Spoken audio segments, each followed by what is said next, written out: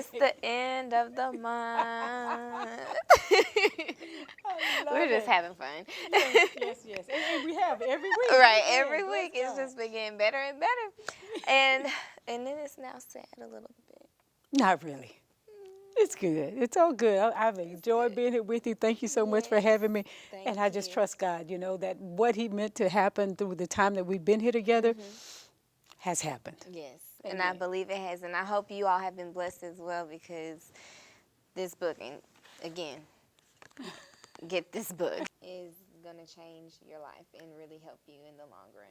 It has for me. And for me. Yes. It's one thing to write a book, but it's the same book also that I use, Right. in my journey. Because if it just as it will help you along your journey, it helped me along my journey to be able to come back now and pull it together to be able to help you along yours. So it's a constant reminder to me as well to stay connected and to stay in faith. Yep. And then today, the last verse that we'll be coming from is Hebrews 6, verse 10.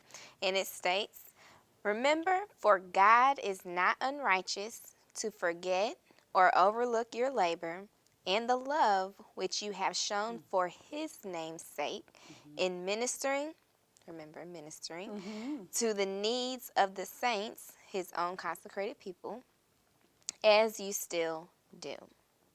And that is crucial for us to remember that, because sometimes, you are such a giver that sometimes you believe that God has forgotten you. He never forgets those who labor in love and minister to the saints, his own people, and then you even minister. And remember this, God created the whole world. He loved the whole world so much that he gave Jesus, his only begotten son, for the whole world. So as we're laboring, God has not forgotten us. Galatians 6:9 says, "Do not become weary in well-doing, for you reap if you faint not." And so we're saying, don't faint, don't get weary in doing good.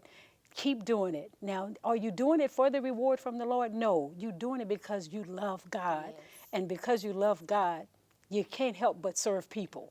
And then the other thing, just to tap on ministering and just that word, and why I wanted to key that out, is it's not just necessarily through your church and just, singing, praise dancing, the instruments, and all of that, and preaching, Right. serving as deacon. It's outside of that. So even like in your business. Repeat that. Oh, It's what? oh, it's outside of that. Come on now. Yes. So even with your job, if you have a business and Yes. how you're serving others, Yes. even if there's no basis, you don't have to just be like Christian, you don't have to shout that out. It's just your actions and how you are serving others and how you are helping others and providing for them in that sense. And then even this show, like media, and it's like, I love this. This is my passion. This is something that I truly enjoy doing, and just knowing all this. And I decided to use this to share with you all. Amen. And help others in that sense. So it's a variety. It is. It's a variety. It's what you are capable of, whatever your skill set, whatever your gift. Yes. Let's say that. Whatever your gift is that God has given you, whether it's in the church or outside the church or both. Sorry. Or both. Yes. Use that and to glorify him. Amen. Because he sees it. And that's the only thing that matters. The only thing that matters. Because our reward isn't here on earth. It's Right.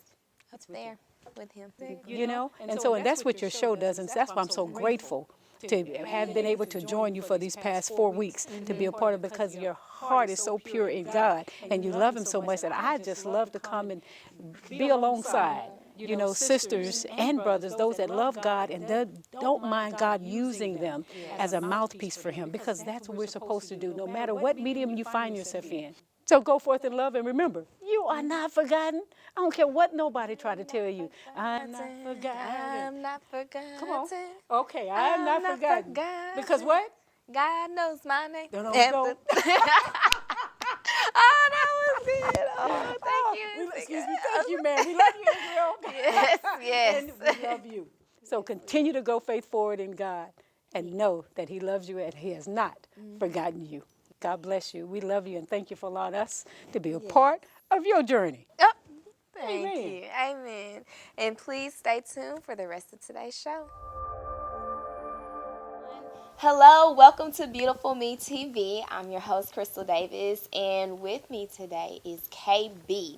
Hey, Yes, so he's here and he is a minister. He also has his own business called Live Better Incorporated. Live Better Incorporated. And then he also does relationship advice and counseling. And he writes books and does public speaking and motivational speaking. So he has a lot to offer. Now he's here on the show to share with you all everything that led him up to this moment. So I felt like it was very important to have him on here to share with you all, so you can hear everything for yourself. So, Mr. KB. thank you for having me, Miss Davis. I do Yes. appreciate it. Shout out to everybody at Beautiful Me TV. Thanks for Yes. being here. Thank you. And so tell us, like, what made you start to get involved with ministry or just even down this path? Because I don't know, like, even from before, if you knew you would even be at this point right now. Well, it's simple. I didn't want to do anything that had to do with more ministry than what I was already a part of. See, my father was a pastor. Right. And so growing up in that spotlight and that limelight was just absolutely terrifying for me. And so everybody, the cliches when you grow up with, you're going to be just like your father. You're going to be a pastor like your father. You're going to be a minister like your father. So I ran from a very, very long time. And God started talking to me when I was in 6th grade. And it freaked me out so much. I told my mother, because I dared not tell my father, but I told my mother, I said, God is giving me sermon titles. Wow. And I'm like, what do I do with them? And she told me, she said, you need to write them down. You're going to use them one day. So I ignored it. 6th, 7th, 8th, 9th, 10th, 11th, 12th grade. I go through everything. And God is steady pulling at me. So eventually one day I was getting out of the military. I was transitioning out of the military.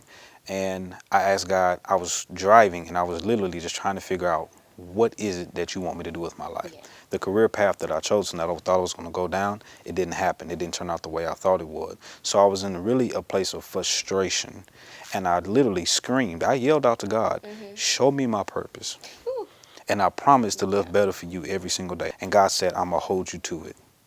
So those words, live better, have been tattooed on my heart ever since then. So I realized what my purpose was. In the vision, he showed me that your purpose is to help other people find their purpose. So that's why I started the company, Live Better Inc. Wow. And you know what really just spoke out to me just now when you said, like, you just yelled at God, like, Oh, yeah. what is my purpose? Like, I had the same kind of revelation. I'm just going to kind of share that too, just personally. I was also in the same predicament, even with starting this whole show, and just those of you all that have been here since season 1 with It Was There Is a Beautiful Me. I was literally, it was in the middle of the night. I had just graduated college, in that transition stage, didn't know, what I was going to do. It's like, okay, where am I going to go? Like, what do you want me to do, God? And in the middle of the night, it was like around like 1:13 in the morning. Like, I just remember it vividly. And he was like, beautiful me. He's like, I want you to inspire. I want you to lead. I want you to motivate. And so with that, it was just like stuff just started coming to mind, and I was fully awake. It's like Right. in the middle of the night. And I don't know if anybody else has had that experience when you just get up, but it's like usually Right. sometimes you're dragging, but I was just like alert. And I knew it was nothing but God at that point, just taking control. And so it's good that you finally, you listen, because Absolutely. it's like it does, you want to turn away and you want to kind of leave because it's like, are you sure? And then you kind of Yeah. doubt yourself at times, but it's like, no, it's like, God, this is you speaking. So with Live Better, what has, I guess, just come from that, like when you got everything situated and you just kind of took off, what was your first, I guess, motion, or what did you first do when you started? The first thing I did was I challenged myself to be obedient. Okay. See, the word obedience has, in the middle of the word obedience is the word die. In the middle of the word die is the letter I. So it always starts with yourself. You have to die to yourself, your own selfish ways, your own fleshly desires about what you want in life, and then make it happen to where, all right, God, this is what you're showing me. This is what you're telling me you want me to do. I have to make up in my mind. It's a mental shift to do exactly what it is I said and you showed me to do. So the first thing I did was I got a DBA. I got a DBA. My mentor told me, he said, you need to license your organization. You have the name, you have the title. Right. License your organization, get everything legal-wise taken care of. So I did. Now, I know nothing about business. So here I am in the courthouse, just sitting around looking like, okay, what I do? And they're like, $15. $15 for a name? Like, yeah. Right. So I license, I get it legalized, and I do that. I do the state of Texas, I file. And I say, okay, God, I got this paper that has my title. Now what? Yeah. It's like, what's Every next? single time I got ready to move to a new transition, God opened up another door and another door and another door. But I realized he wouldn't do it until I did the first thing first. Something as simple as getting a DBA, Right. the title to your company. Right. The next thing you know, phone calls start coming in. The next thing you know, media stuff start coming in. Next thing you know, the website comes up and people start calling and people start emailing. But beforehand, I didn't even know this, but I actually put a lot of my quotes, my life notes on social media. Have been for the last 5 years. I didn't realize that the impact that people were gravitating towards my everyday thoughts and ideas, I just Right. post them. People are eating them up and I'm paying no attention. And God says, this is what you're supposed to be doing. So I've learned to do this, not put myself in a position to try to figure everything out. Because see, the moment we figure everything out is the moment we'll mess everything up. Yeah, and that is amazing because when we actually take that moment and just like you said, be obedient, then it's everything. He wants us to have abundance, and Right. have things just above of what we expect. And then the fact that he doesn't show us everything. I'm thankful that because before I'm like, why don't I know? It's like I would always ask myself that. You And don't it's want like to know. it's not up right. It's like it's not up to me to know. It's up to him to once I take the step because it's like he won't give you everything until he feels you're Right. ready. And so that's the other thing. So it's like when I know things aren't happening, then it kind of is a self-reflection, of yourself internally. It's like, okay, what am I not doing? It's like I know this is what God has for me, but it's like, what is the next step Right. that I need to take? Like you knew, okay, I need to get my DBA. You talked to, you had a mentor, you had someone you could, relate with, or that could help guide you. And then Right. He sends those people as well. Absolutely. So, and that's another blessing. So it's just like once you are aligned right, you have the right positive people, around you, then it's like you can move further and y'all can move further and he Absolutely. moves you. So Don't move yourself. right, exactly. So thank you so much for sharing that. But No we're going to problem. take a quick break. And after that, we have more to talk about because I told you all he does relationship advice. So we're going to get a little bit into that and you can hear from KB himself. Stay tuned.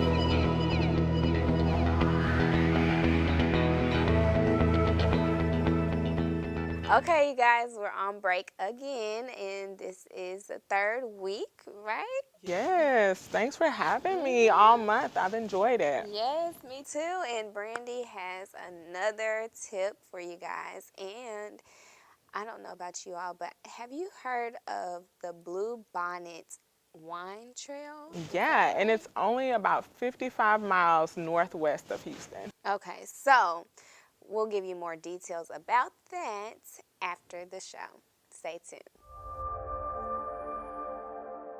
Okay, so we are back, and KB has a lot to share. Like I told you all, we are going into relationship coaching advice. So, KB, tell us, how did you get into becoming a relationship coach?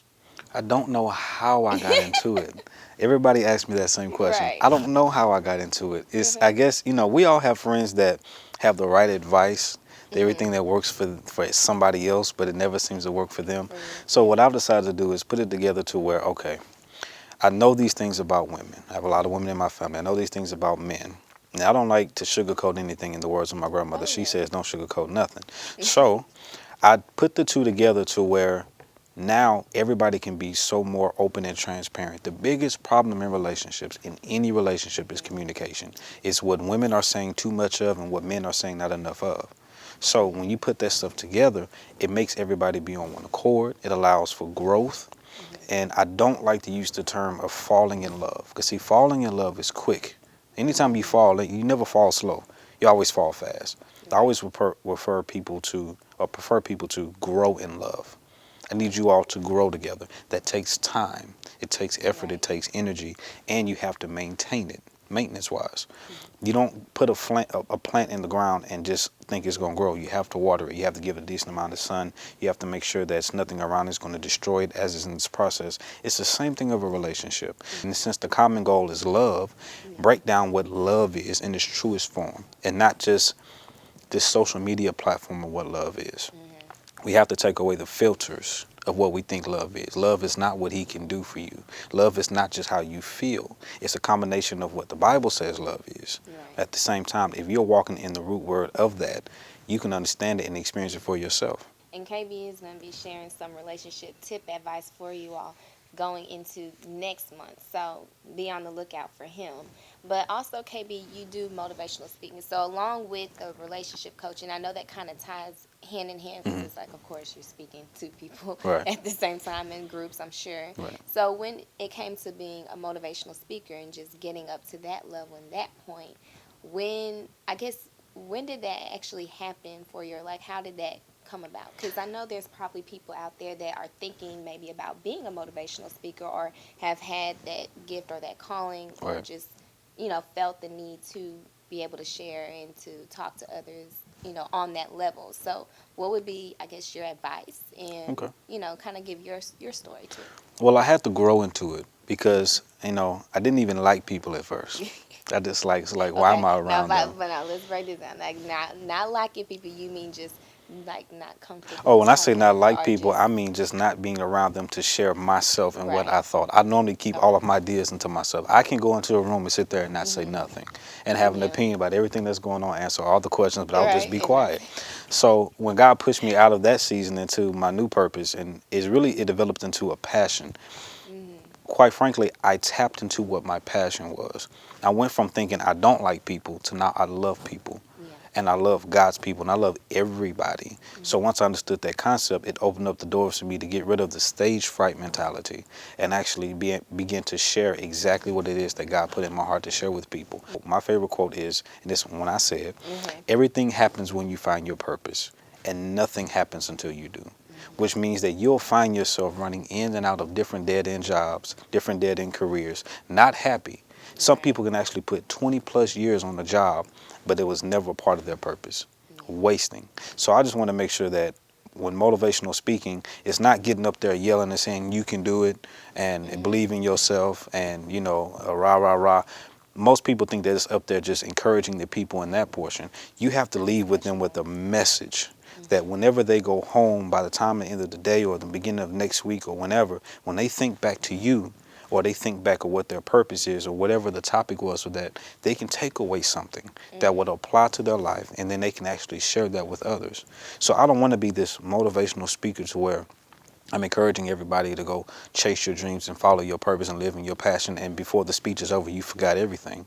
I want to make sure that I'm leaving a message behind that they can pass on to their children's children's children. I like that, and then just like having something to even reflect on, Right, even right. because I know even when I'm just like even like hearing a sermon, even it's just like you're taking notes and you have something, and I personally, it's like I'll go back if it's something that is happening that week. I use it kind of as like my Right. guide for that week, and I'll just take like a portion of it and just kind of it helps calm me down, and it's just something that helps ease you. So, like Haley said, just something that sticks. And then even those of you that are interested in going into that path, then think about that in your message and what you want to get across as well when going into that level. And so now you also have a book. Yes, yes. So tell us about that. So the book came to me. It's a series of books that I'm writing finally. Okay. And I love writing. I love writing with a passion. I love writing with purpose. But it's a book series that I asked God for that originated about 3 weeks ago, that he finally gave me the title. And normally that's odd because God always gives me titles before he gives me the message. But this time I started writing the book and I was like, okay, it's going to be an autobiography. I'm just going to write about my life. Not that it's just that incredible, but I have some things in there that will shock you. Right. So I'm writing about my life. And then God said, what are you doing? So I'm writing about my life. He said, how many people want to read about you? Talk about your purpose. Talk about how to find your purpose, a real purpose. So when he said that, I was like, that's the title of the book, A Real Purpose. I'm working to deal with them right now, but it's slated to come out at least by mid-May. At least by mid-May, so I make sure everything is together. But after that will be a real woman for the ladies, a Okay. real man for the men, and then sorry guys, but I'm going to have to write a tell-all about what we do wrong as life. And so that book is called A Little Black Book, and this book ain't so little. So I can't wait to get that together. Oh, Oh my yeah. gosh, I'm looking forward to that. All your secrets out. No, I'm just playing.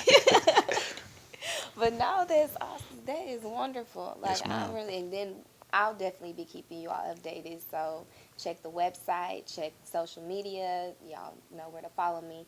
And just be sure to keep in contact with KB as well. And KB, how can people, get in contact with you and find out? Oh, very where you're simple. at? You can Google me at real_KB.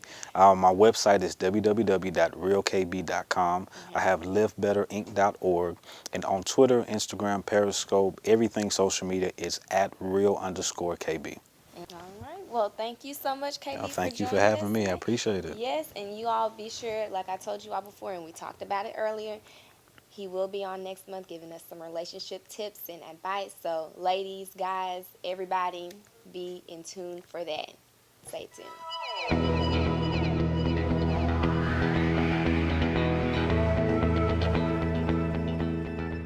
Okay, so we have the deets on the Blue Bonnet Wine Trail with Miss Brandy. So tell us about it. Yes, there is a complete wine trail about 55 miles north of here in Montgomery. Yes, I didn't believe it either, but Like, yes, when I what? finally went to see it, me and my girlfriends were looking for something different to do. So we went out there and we went to Cork This, we went to the Peach Creek Vineyards, and my absolute favorite is Messina Hoff, mostly because they have a bed and breakfast there. So not only can you go through the process of winemaking, you can have dinner there, and you can also spend the night there in the bed and breakfast. Okay, so now tell me, okay, we all know we have our different spots that we like to go to or we try to find things. So this wine trail, how is it set up? Is it you go down, it's like a road and then it's got different spots you can stop at? Basically, what it is you can do a tour, which I would suggest because that way you have a designated driver.